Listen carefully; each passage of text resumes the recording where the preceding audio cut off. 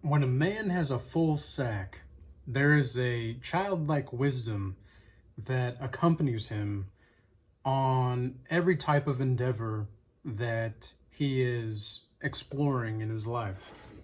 And when it comes to monitoring spirits, I am under the presupposition, not even under, I'm in the presupposition where if you do not have these types of individuals who want your swag, they're trying to steal your swag with a full sack.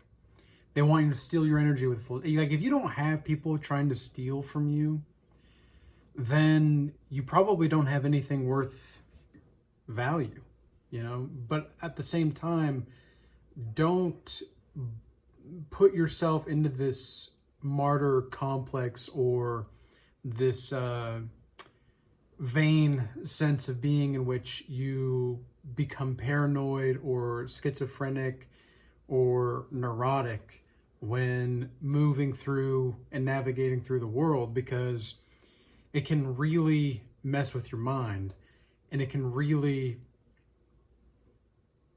fracture your perception of what is true, because then you become addicted to doubt. You become addicted to these forms of being that are feeding a narrative structure that you're projecting into the symbolic narrative field that are not going to be conducive toward a prospering state of mind. And so if you really want to be in a prospering state of mind, number one, be grateful. Let gratitude be the undercurrent for your unconscious. Be grateful and acknowledge what it is you have already, and allow your imagination to proactively distribute your attention to that which is what your soul and the soul of existence is calling for you to pay attention to or to invest attention into.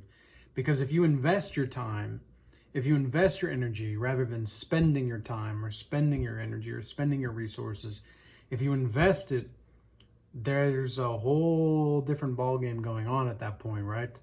So it comes down to what type of person do you really want to be, and how do you want to handle this? And with a full sack, you're going to have people that you might have to shock them into putting them into their place. You might have to really put the boundary up and enforce the boundary, because putting a boundary up doesn't mean anything if you don't enforce the boundary.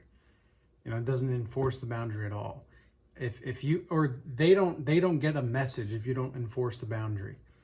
I mean, have you ever been around narcissists or gang stalkers or monitoring spirits or whatever the case is, right? Whatever you want to call them. If you've never been around these types of individuals, then you won't know anything of what I'm talking about. But I'm trusting that I'm speaking to those that already understand what I'm talking about, at least to some degree. You see, I'm just giving words, and I'm giving an expression to what you already know, because I don't think that I know anything that anybody else doesn't know. I just know how to express it in a way that gives value to the spirit of the time in a different way than other people. Ooh. Yeah. That good coffee, man. That's some good coffee. But anyways, so with these monitoring spirits and these gang stalkers, like when you're targeted for these types of things, I used to think, like even just a couple months ago, I really was imagining myself to be in a place of timelessness in which if I orient myself from timelessness so much so, I won't have to deal with these crazy gang stalkers or monitoring spirits or, you know, sorcery and witchcraft that is aimed to do ill will, right? Or deceive or manipulate. I thought that if I could orient myself from timelessness enough, it's going to just bounce off. And it does, but that doesn't mean that you have to not deal with it, because we're still living on multiple planes of consciousness at one time. as long as we have a form, then we're going to have a form. Like, so even though I see the soul of existence and we're all one soul expressing itself in different forms, I see that orienting yourself in timelessness doesn't mean that you only get to have like the highest of the highs when it comes to this life, because form, when Buddha said life is suffering, what I really think that he meant, I mean, he means what he said there, but forms are suffering. Life in of itself, when you exit the form and you just merge with the formlessness, yeah, you're of course going to not have to suffer anymore, but that's, death is a part of the karma of birth, you could say, right? And this is something that Ram Dass's guru Maharaj has talked a lot about. And Jesus Christ has also spoken about how he's the resurrection and the life. Now, that you could look at that as in he is, or you can look at it as God is. Now, some of you might not see the difference. Some of you might see a difference. It doesn't really matter, honestly. What matters is the narrative structure, the truth within the narrative structure. And the truth of the matter is that in all of us, in every form and everything, the formlessness is there. This is just an expression of the formless.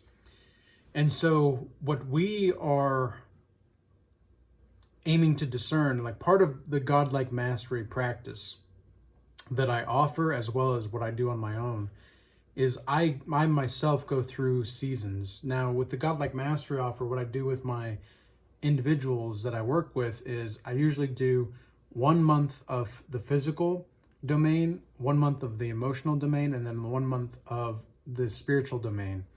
And me, myself, I kind of cycle through those. And I've gotten to the point in which, of course, they're all merged together. They're all one, of course, right? But it's a system to get you out of systems. And when you have a full sack, it's more about you recognizing the breadth and the depth of your being so that you can maneuver through these other forms of the formless in a more relieving way. Because true alignment is based off of, it's that sense of relief. It's that sense of understanding. It's that sense of, okay, all right, it's all good. It's okay. Everything's okay. Sometimes it just doesn't feel like that, though, when we have to deal with idiots and when we have to deal with these people that just want our energy and energy harvesters. Because the energy harvesters that we deal with are oftentimes, they're not even aware of what they're doing. They're just not. They don't even know how far gone they really are. And the thing is of course, there's nowhere really to stand. People have asked me, well, if that isn't it and that isn't it, well, where is it? Where is the thing? Where's the answer? It's like, well, the answer is there's no answer. Now, that doesn't mean that there's not axiomatic truths, but it means that we're perceiving the axiomatic truths differently depending on the presuppositions going into certain things. And that's why, for the Regal Change old-timers who are aware of the Regal timeline theory, this is where we have to understand that the narrative structure that we project is going to be based off of our timeline that we're going to be living in. So if you want to change timelines, you have to change the narrative structure. And embody it. You can't just change the narrative structure. That's a good start, but you have to imagine your way into embodying it. This is where Neville Goddard's, assume the outcome is very, very useful as a practical form of spirituality. Now, a lot of people, including myself at one point, I wasn't convinced that Goddard really had something of substance to say, because I thought to myself, well, if Goddard is really I thought he was new age, right? And people have accused me of being new age, and as if I'm like being accused, right? They're like, oh, you are so new age, you're so new age, you should stick to Jesus Christ only. It's like, then you're totally missing the point of all Jesus's teachings, man. Like you're just missing the point of all of his teachings. You're not really embodying any of these teachings, because to embody those teachings, okay, you're going to have to embody love, and you're going to get to that blissfulness, but first it's going to crucify you, right? That's the whole point. But it's not like, don't get caught up in the romanticism and the martyrdom and the victimhood of it. You know, there's something more going on here. And in fact, there's nothing more going on. Like, it's actually, it's something, it's the paradox of life. So don't get too caught up in the narrative, but be aware of the narrative that you're embodying. You know, like, that's something that I simply cannot put enough emphasis on. And yet people are going to do what they're going to do. And there's nothing that I can do to persuade or to control the way that you perceive things. Because if I do that, then I'm going to have to face consequences for that. You know, that's karma, as far as I'm concerned. It's not necessarily bad, it's not necessarily good. It's just that you don't have any karma when there's desireless action. But you do have karma when there's desired action.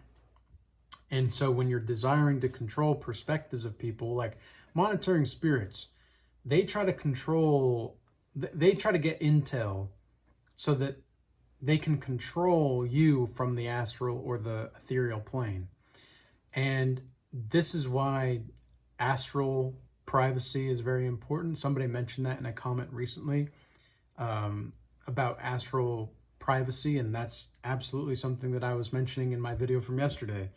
Is these they're going to be bodiless beings that you may encounter in meditations or psychedelics or whatever. I'm not advocating for the practicing of psychedelic use, but I will say that if it weren't for the psychedelic experiences that I had, I wouldn't be the man who I am today, not by a long shot. Because those opened me up to the perception that there was a here. And I encountered one of the most crazy encounters I had in my psychedelic experiences was where I met these cowboy reptilian aliens, and they were trying to essentially control the way that we live on the earth. Now, was that just a figment of my imagination? It didn't really feel like it. Like anybody that's done psychedelic experiences knows that it's not something that you hallucinate or whatever. It's something you experience. Like, you actually experience those things. And the way that I did psychedelics was I would go into silent darkness. I would go into silent darkness and, you know, just chill out alone for those hours that it was. And it would feel like years or millennia sometimes. And, you know, other times it would just be like, oh, okay. Like, you know, those, when I would take psilocybin, again, not advocating for the use of this, is just education purposes. So, so when I took psilocybin, there was I haven't taken it for very, very many years, you know, very many years, 4 years at least at this point, roughly speaking. And it was so funny when there was always that point, I would call it like the transcendental portal, where the come up per se was really rough. You know, it was really rough to get to that place. And then once I got there, it was like, whoa, you're in timelessness, right? And it would only be like, it would feel like you're there for, you know, 2 or 3 hours. You'd think like, wow, the trip's probably just about over. Crazy. And then you'd look at the watch, and it's been like, 5 minutes since you last looked at it, and you're like, holy oh my gosh, I felt like that was like forever. Oh man. And then there were other times when I took a heroic dose, and that was a trip that was like the trip of all trips for me. I lived forever. I thought I died. I thought I died in that. I thought that I was just somewhere. I really thought that I was just somewhere else, and just kind of floating in the ether at that point. And when I was in that state of mind, well, it's not even a state of mind. It was more of just a beingness. It was just a being to be, to its purest form. And the mushroom would show me cartoons of history, specifically the pyramids. The pyramids was a very, not just the Egyptian pyramids, but or the Mayan pyramids as well, and the Aztec pyramids. I even heard, certain things going on with the Aztecs. Like I was feeling as though I was actually living a life. I was living a life in the Aztecian, and I met these beings who I didn't feel they were astral. I felt like I was reliving a past life. I'm not saying that's what it was. I'm just saying that that was the truth of the experience, was I was experiencing these past lives and such. And there were very benevolent people around me. Like they loved me. They were caring for me. And I was like in that canoe and I could hear them. I can even remember what they said, like the lea unkawe da fewe. Certain things, I don't know what that means. I don't even know if it's real. I don't know if that's real Aztecian, but or true Aztecian, you could say. But I heard these types of things, and I thought that they were just like auditory hallucinations or whatever. But you can encounter a variety of different beings in these loose conscious states of mind. But it's not about getting high. It's not about getting high, and that's why I haven't done it for years, is because I realized, it's not about the high. It's about not really the lows either. It's just about recognizing the heavenliness and recognizing the hellishness and living accordingly. And at that time, I did, let's see. Yeah, I was on semen retention because it was, well, let's see. I'm trying to see if I can remember the dates exactly. Because it was September of 2021 was when I had the last psilocybin dose. And it was May of 2022 when I started semen retention. So I wasn't quite on semen retention just yet. But I do recall that it was as if I was reliving certain moments mirrored from the psychedelic world into the physical, because there were certain monitoring spirits that I was encountering and certain things of the sorts. And I basically, because here's the thing, right? What I see in my visions, what I see, if you've read my book, the book of Oldishness, then you'll know about the visions that I have. Or if you're in the Regal Academy or, in Godlike Mastery Offer, you'll know. But because I'm very open about that stuff. I don't talk about it too much in these YouTube videos, at least at the beginning, because people who are around still at this point, I trust that they deserve to hear this because they've, invested the time to listen to this type of stuff, right? So, yes, in my visions, of course, or in psychedelics, in meditations, whatever the case is, prayer itself too. This is something I mentioned to somebody yesterday in the Godlike Mastery Offer, was prayer is the battlefield.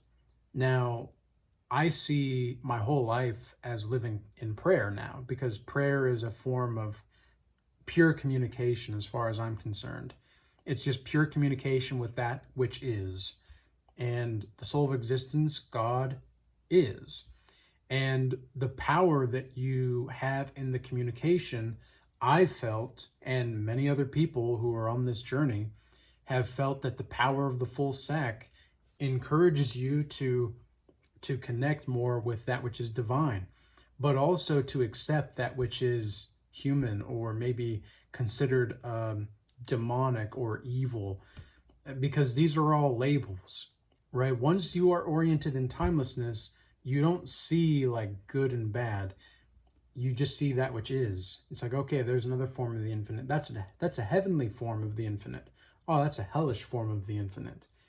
And we just have to be mindful of the labels, but also recognize again that we still live on that multiple planes of consciousness. And I do trust that that is the antidote to how to live more properly in the spirit of the time. Because there's going to be moments where, yeah, you're super relieved and you're living your most authentic, blissed out life, and you're just, there's that sense of true peace emanating from your being. And then there's going to be other times where you just, man, you want to you want to go to war with some of these people and these monitoring spirits and these energy harvesters, because they're just trying to steal from you. And it's like, I do not like people stealing from me. And for the people that are still around, and if this person's watching, I'm going to expose you right now. I got an email from somebody recently asking me, about an opportunity and all that, and all these things. And I asked this person for the details. And because the way that this person, the way that he explained his proposition, it seemed like number one, too good to be true, and number two, it seemed like he was trying to flatter me. He was trying to flatter me, and I was like, this doesn't seem right. But I'm not certain. But my spidey instincts are, my spidey senses are tingling, and so this guy, I asked him for the details. He ended up giving me the details, and it turned out to be deception. And so I told him, look, thanks for giving me the details, but I'm not interested. Just keeping it very blunt and all that. And this guy responded basically saying that he can't believe that I'm not more awake than he thought.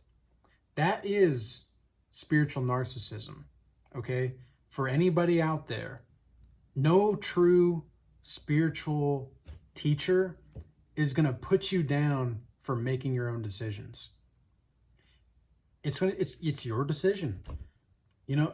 They might look at the behavior and say, well, yeah, the behavior is, but to judge your character, a person who is truly spiritually awakened is not going to do that. Okay, so that's a true nugget of wisdom right there. Is no spiritual guide, no person who's actually awake is gonna look down upon you, because there's nobody to look down upon and there's nobody to look up to. It just is. Like, I don't see myself as above or below anybody. I am. And yes, on certain planes of consciousness, maybe we're better. Like, okay, if you play racquetball, I love racquetball. I love playing racquetball. It's one of my favorite sports right now. And I used to play a lot of basketball and a lot of tennis, but racquetball is just like the creme de la creme for me right now. If you play a game of racquetball, one person's going to be better and one person's like not. But that's because you're competing. But when you let go of trying to compete, then you let go of self-sabotage. You let go of guilt. You let go of shame. You let go of all these things. So stop trying to compete with people, like in certain dynamics, especially when it comes to the spiritual, and you'll be true. It'll just be what it is. So I trust that this message reached those that have eyes to see and ears to hear. I trust that anybody that is interested in the Godlike Mastery offer, now's the time to apply. I still have 3 spots left for this month. And also in the Regal Academy, we've got a lot of good things coming up. We are making some music right now. If you're a musician, not everybody, needs to, be involved with the music, but we've been creating demos on our own in the Regal Academy. So there's a few musicians in there and people that play music and certain instruments. And it's been really fun because I'm not necessarily the most musically inclined, but I love to play guitar and I like to sing and I like to play my harmonica a little bit, But wow, I mean, some of the people in there are just really talented. I'm very pleased to see the progress and just see the playfulness, because again, there's a creative wisdom in playfulness and childlike playfulness that I think many people don't comprehend. And I see that in the members that are most active in the Regal Academy. Is there's this wisdom of childlike playfulness, and I'm very honored in a way to be a part of that, and to just be with people that are actually just playful because so many people don't know how to play, man. They don't know how to play anymore. It's like, man, what happened? Did like what happened to the full sack power, bro? What happened? Did your balls drop off? Like the Joker? Like the Joker in the Dark Knight? He's like, what happened? Did your balls drop off? Yeah, did your balls drop off, man? Like, did you give them to a woman? Like, what happened, man? What happened? Anyway, peace be with you. Be blessed. Until next time.